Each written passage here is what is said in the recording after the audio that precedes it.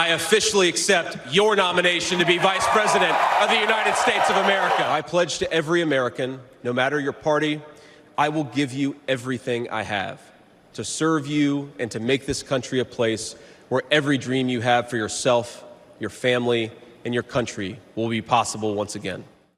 Welcome back to GMA3. That's Republican vice presidential nominee Ohio Senator J.D. Vance in the spotlight with his primetime speech at the Republican National Convention. And now the party is gearing up for former President Trump to take the stage. This highly anticipated speech will be Trump's first public address since an attempt was made on his life. For more on the political headlines, we are joined by senior congressional correspondent Rachel Scott and senior White House correspondent Selina Wang. Thank you both for being with us.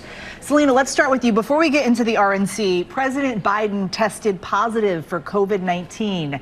What do we know?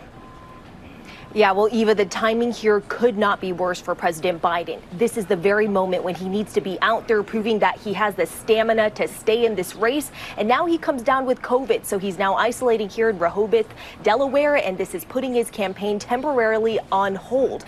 And it was really surreal, Eva, to be there on the convention floor in Las Vegas yesterday when they announced that the president had tested positive for COVID. He was supposed to take the stage, speak to a core constituency, Latino voters, but regrettably, he could not make it. And I was speaking to some voters there who told me that this only fuels their concerns about the president's age and his physical fitness. What is also really interesting is how the president has changed his tone about what it would take for him to step aside in this race. He said just this week that if a medical condition had emerged, that would get him to reevaluate things. That is a very stark difference from his defiant tone just a few weeks ago when he told us, ABC News, or George Stephanopoulos, that only, quote, the Lord Almighty would get him to drop out. And Selina, those calls are growing for President Biden to step aside. We're about a month out away from the DNC. What's the latest this afternoon? Yeah, DeMarco, well, it is clear that the walls are closing in, that Democratic leadership support for the president is starting to crumble. Sources tell us that former House Speaker Nancy Pelosi told the president that polling shows that he cannot defeat Donald Trump and he could even destroy their chances of taking the House. We've also heard that similar blunt messages were delivered by other top Democratic leaders, including Leader Schumer and Leader Hakeem Jeffries. So very stark and blunt messages coming from people who are very close to the president. But DeMarco, the window here, the time for this effort to push the president aside, well, it is running out, because the party is planning to hold a virtual roll call to vote to nominate President Biden in early August. And this decision here to step aside, it is up to the president. It is up to him alone.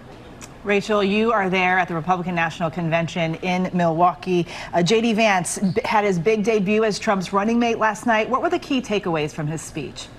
Yeah, this was the biggest platform that Senator J.D. Vance has been on just yet. I mean, look, he has only been in office in the U.S. Senate for 18 months, and he didn't really have a whole lot of lead time. Remember, Donald Trump has made this a very public vetting process when it comes to choosing his running mate. He called it a highly sophisticated version of The Apprentice. So Senator J.D. Vance found out on Monday, 20 minutes before Donald Trump told the rest of the world. And so he had just about, 48 hours to prepare for that speech. This really was an introduction. It was very personal. He was leaning into sort of his Midwestern roots, talking about his mom and his grandmother and how he got to where he is today to make the case for the Republican ticket, guys.